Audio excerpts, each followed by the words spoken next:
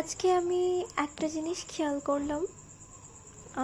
এখন হচ্ছে বাজে রাত 9টা, স্টিল আমি চা বানাচ্ছি। মানে রাত 9টার বিষয় না, সকাল 9টা থেকেই চলতে থাকে। আর আমি আজকে গুনে দেখলাম আমি টোটাল কতগুলো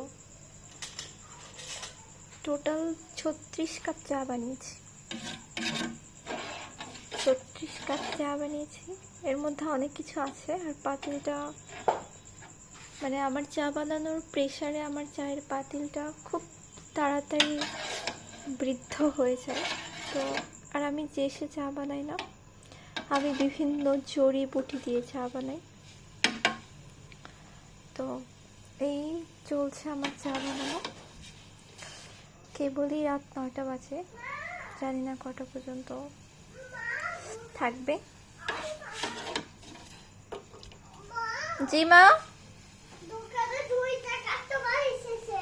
ও তাই নাকি? এই যে